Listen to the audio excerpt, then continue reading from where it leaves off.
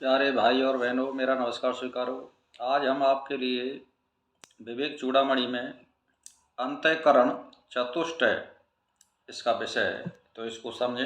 अंतःकरण चतुष्ट कहते हैं जो आपका जो हृदय होता है, यहाँ पे आत्मा का निवास माना गया है, उसके बारे में बात है ये।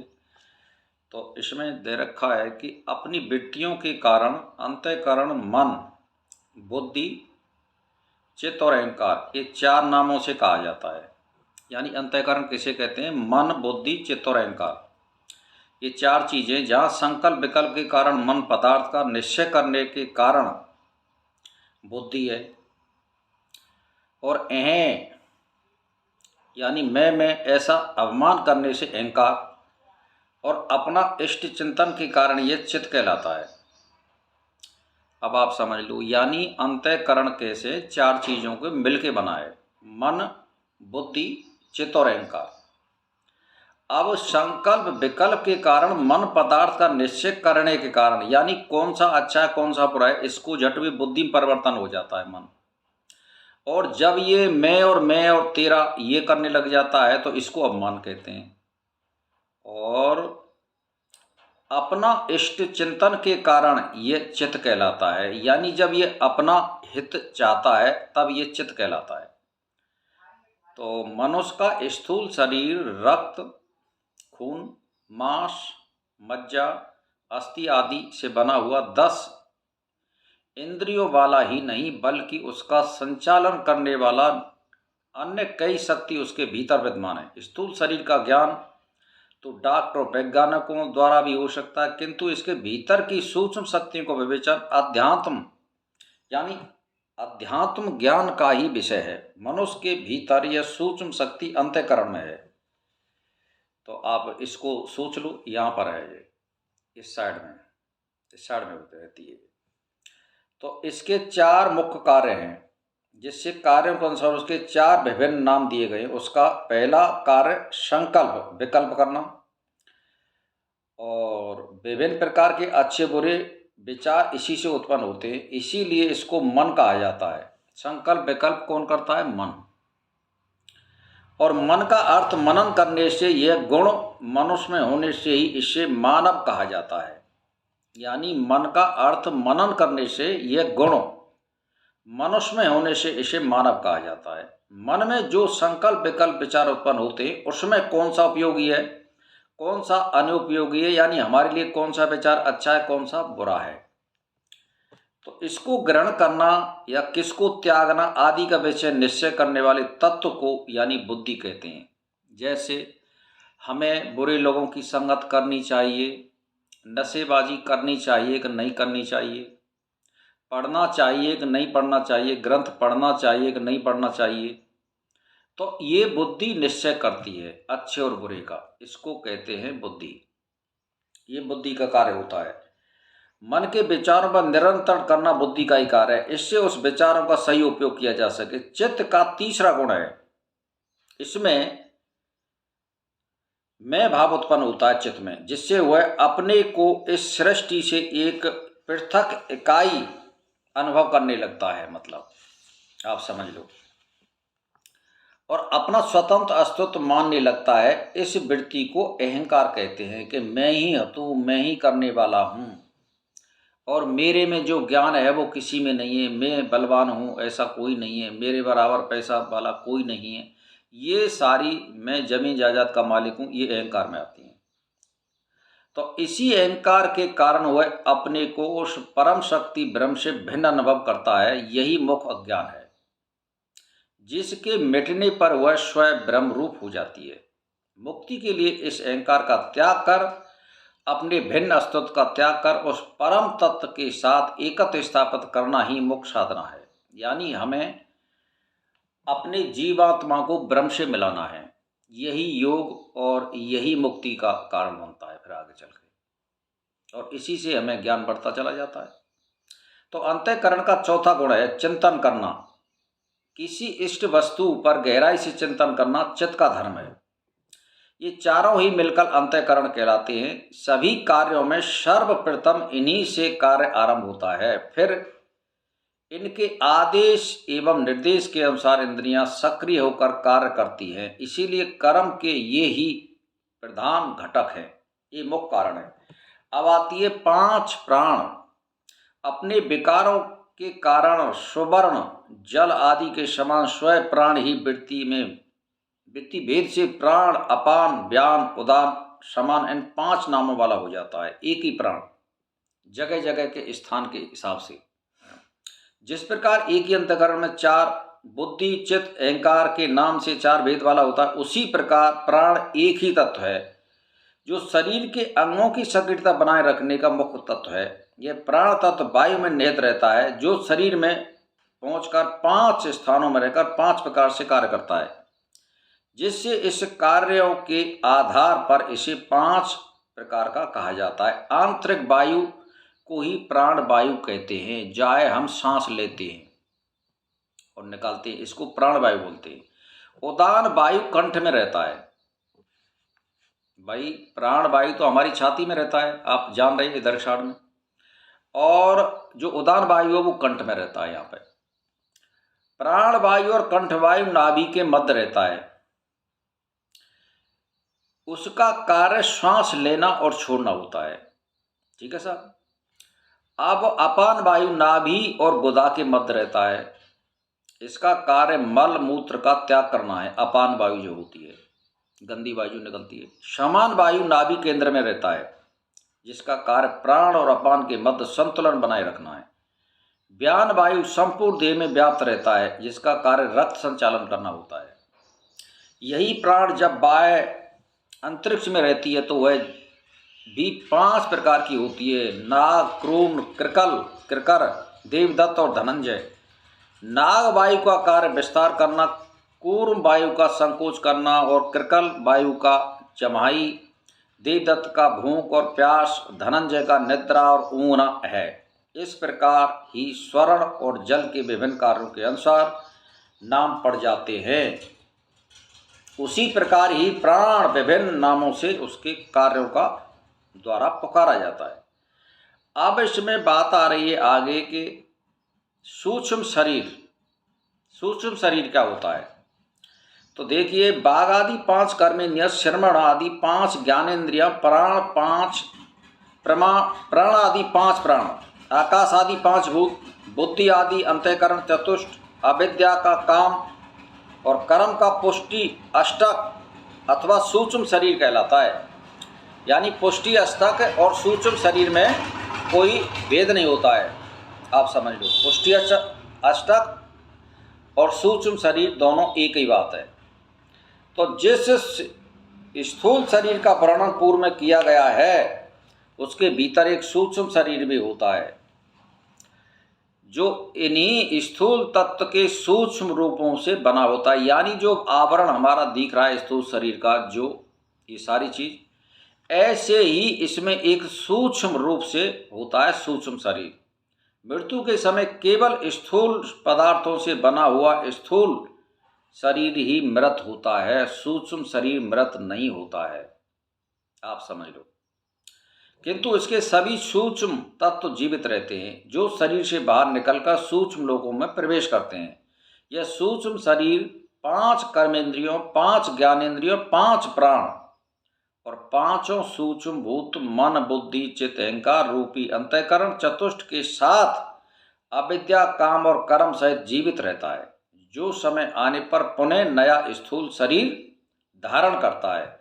सूक्ष्म शरीर तत्वों से बने हुए शरीर को सूक्ष्म शरीर यानी स्थूल बॉडी कहते हैं, आप समझ लो। यानी जब शरीर ग्रहण करेगा ना कोई जीवात्मा, तो सूक्ष्म शरीर के साथ उसमें हमारी जीवात्मा प्रवेश कर जाती है। ये कभी सूक्ष्म शरीर मरता नहीं है, ये हमारा स्थूल शरीर मर जाता है, और जो सूक्ष्म शरीर है जो 5 तत्वों को लेकर के वो निकल जाता है। तो अब आती ये बात, यह सूक्ष्म अथवा लिंग शरीर पंचीकृत भूतों से उत्पन्न हुआ है। यह वासना युक्त मुक्त होकर कर्म फल का अनुभव करने वाला है। स्वरूप का ज्ञान न होने के कारण आत्मा की अनाद उपाधि है। यह सूक्ष्म शरीर लिंग शरीर का निर्माण सूक्ष्म भूतों से होता है। अपंचीकृत होते हैं, किंतु अहंकार बस इसमें वासना का उदय हो जाता है, जिससे उसमें भोग की वासना उत्पन्न हो जाती है। इसी वासना के कारण कर्म फलों का अनुभव करने लगता है। अच्छे बुरे कर्मों का अनुभव सूक्ष्म शरीर को ही होता है, स्थूल शरीर को उसका अनुभव नहीं होता है। इसीलिए मृत्यु के बाद भी यही सूक्ष्म शरीर इसका अनुभव करता हुआ अंतराल में स्वर्ग नरक की अनुभूति करता है। इस सूक्ष्म शरीर की एक और विशेषता होती है, इसे अपने वास्तविक स्वरूप का ज्ञान नहीं होता है, इसका अज्ञान है। इसका वास्तविक स्वरूप शुद्ध चेतन आत्मा है, जो स्वयं ब्रह्म स्वरूप ही है, किंतु यह अज्ञान का इसका अनादिकाल से है। इसी कारण इसको आत्मा अथवा जीवात्मा नाम से संबोधित किया गया है। अपने स्वरूप का ज्ञान होने पर इसकी यह उपाधि मिटकर शुद्ध चेतन स्वरूप ही हो जाती है। इसका ब्रह्म से भेद का मुख्य कारण अज्ञान मात्र है। यानी जो सूक्ष्म शरीर हमारा होता है, इसमें ज्ञान नहीं होता है, इसमें अज्ञान होता है, और वैसे इसको सुख और दुख इसको अनुभव होता है, मतलब ये है। और जब जीवात्मा नाम से संबोधित किया जाता है तो अपने स्वरूप का ज्ञान होने पर इसको उपाधि मिट जाती है और शुद्ध चेतन स्वरूप हो जाता है ये। अब स्वप्न इसकी अव्यक्ति की अवस्था है, जहाँ यह स्वर्ग ही बचा हुआ भासता है। स्वप्न में जहाँ यह स्वयं प्रकाश आत्मा शुद्ध चेतन ही है, भिन्न भिन्न पदार्थों के रूप में भासता है। बुद्धि जागृत कालीन नाना प्रकार की वासनाओं से कर्तार भावों को प्राप्त होकर स्वयं ही प्रतीत होने लगती है। इसीलिए भाई और बहनों, जिस प्रकार स्थूल शरीर की अव्यक्ति जागृत अवस्था है, उसी प्रकार सूक्ष्म शरीर की अव्यक्ति स्वप्न की अवस्था में होती है, जिससे केवल वही शेष रहता है। स्थूल शरीर की प्रतीत इसमें नहीं होती है। स्वप्नावस्था में इसका शुद्ध चेतन स्वरूप ही भिन्न भिन्न दिखाई देने वाले पदार्थ के रूप में दिखाई देता है, जो वास्तव में ना होते हुए भी दिखाई देते हैं। जैसे मान के चलिए आपको स्वप्न में मिठाई खा रहे हैं, तो आपको ये तो लग रहा होगा कि वास्तव में मैं मिठाई खा रहा हूँ और मीठा भी लग रहा है, और जाग जाएंगे जब कुछ नहीं, तो ये क्या है? तो ये वास्तविक ना है, ये मतलब ये काल्पनिक है। ये इस चैतन्य परमात्मा के भिन्न स्वरूप है। स्वप्नावस्था में बुद्धि वासना युक्त कर्ता रूप में प्रतीत होती है। जो कर्म जागृत अवस्था में किए गए हैं, जागृत की वासना स्वप्नावस्था में प्रकट होती है। इस प्रकार स्वप्नावस्था में सूक्ष्म शरीर की क्रियाएं होती हैं, यानी सूक्ष्म शरीर सक्रिय हो जाता है तुम्हारी जो वासना होती है उसी के अनुसार। यानी जो दिनों रात चिंतन मनन कर रहे हैं तो वही स्वप्नावस्था में आएगा, इसका मतलब ये होता है। तो अब आप सोचिए कि बुद्धि ही जिसकी उपाधि है, ऐसा वह सर्व साक्षी उस बुद्धि के किए हुए कर्मों से तनिक भी लिप्त नहीं होता है, क्योंकि वह असंग है और उपाधिकृत कर्मों से तनिक भी लिप्त नहीं हो सकता है।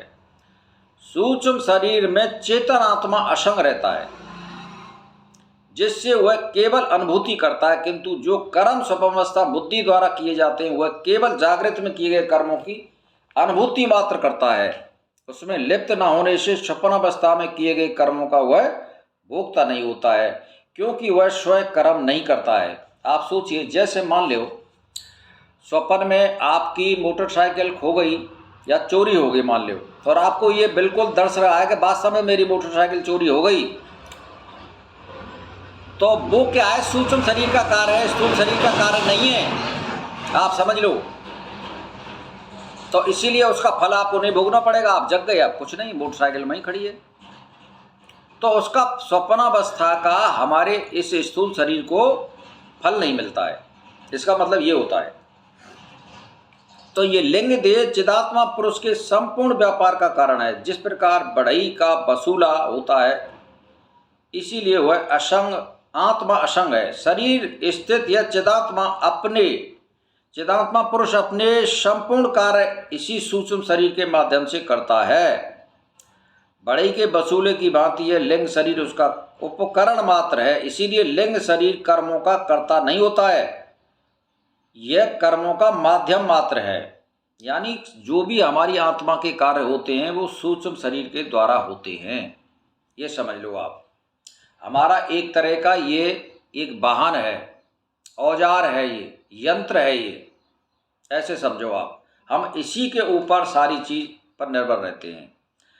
नेत्रों के सदोष अथवा निर्दोष होने से प्राप्त हुए अंधापन, धुंधलापन या स्पष्ट देखना आदि नेत्रों के ही कर्म हैं। इसी प्रकार बहरापन, गूंगापन आदि भी सूत्र आदि के कर्म हैं, सर्वसाक्षी आत्मा के नहीं। जिन तत्वों के सूक्ष्म शरीर का निर्माण होता है तत्वों से, वे तत्व अपने अपने विशिष्ट धर्मों के अनुसार अपने अपने कार्य करते हैं। ये आत्मा के धर्म नहीं है, वह तो केवल इन सब का साक्षी मात्र है। जैसे मान के चलिए बहरापन होना, अंधा हो जाना, या आपको मतलब सूंघने की शक्ति हो जाना, ये क्या है? उन तत्वों के कर्म है, उस आत्मा के नहीं है। आत्मा तो केवल साक्षी है, केवल देखता रहता है। मान के चलिए आपको आंखों से दिखना बंद हो गया, तो इसका मतलब है हमारे जो सूर्य का जो तत्व है इसमें वो खत्म है। इसका मतलब ये होता है। सुनने का मतलब क्या है कि वायु तत्व की कमी हो गई है वहाँ, इसका मतलब ये होता है। तो ये आत्मा तो केवल साक्षी मात्र है। श्वास प्रश्वास, जमाई, छींक, कांपना, उछलना आदि क्रियाओं को तत्तक प्राण आदि का धर्म बतलाते हैं। क्षुधा पिपासा आदि प्राण के ही धर्म है। यह सूक्ष्म शरीर जिन तत्वों से निर्मित हुआ है उन सभी तत्वों से भिन्न भिन्न धर्म है, जो अपना अपना कार्य करते रहते हैं। इन तत्वों में एक तत्व प्राण भी है। शरीर में श्वास लेना छोड़ना, जमाई लेना, छींकना, शरीर कंपन, उछलना, भूख प्यास का अनुभव आदि प्राणों के धर्म हैं, जो शरीर में संतुलन बनाए रखते हैं तथा शरीर की आवश्यकताओं का अनुभव करते हैं। इसीलिए भाई और बहनों, मैं तो ये की बात कह रहा हूँ, वो आपको मैंने जो आज बताई है, तो ये 5 जो प्राण होते हैं इनका मतलब क्या है और सूक्ष्म शरीर का मतलब क्या है। ये प्राण भी 5 होते हैं, आप समझ लो, और सूक्ष्म शरीर भी 5 तत्वों से बना है, पृथ्वी, जल, अग्नि, वायु, आकाश। तो ऐसे ही इस सूक्ष्म शरीर में हमारी आत्मा निवास करती है। इसको ले जाने और आने का कार्य जो मृत्यु होने के बाद ये सूक्ष्म शरीर करते हैं, और हमारी आत्मा तो बिल्कुल निर्लेप रहती है। और जब आपकी, मैंने आपको पहले भी वैसे वीडियो में खोल दिया है कि ये 5 तत्व कब तक रहते हैं, जब तक आपकी मुक्ति नहीं होगी तब तक साथ रहते हैं। जब ये हट जाएंगे फिर सुख और दुख से आप परे हो जाएंगे। तो ये हमारे लिए कब तक है साथ? जब तक आपकी मुक्ति नहीं होगी तब तक है ये। इसीलिए आज के टॉपिक को हम यहीं पर विराम देते हैं, और कल हम आपको फिर अहंकार से संबंधित बात बताएंगे। इसी के साथ मेरा प्रणाम स्वीकार।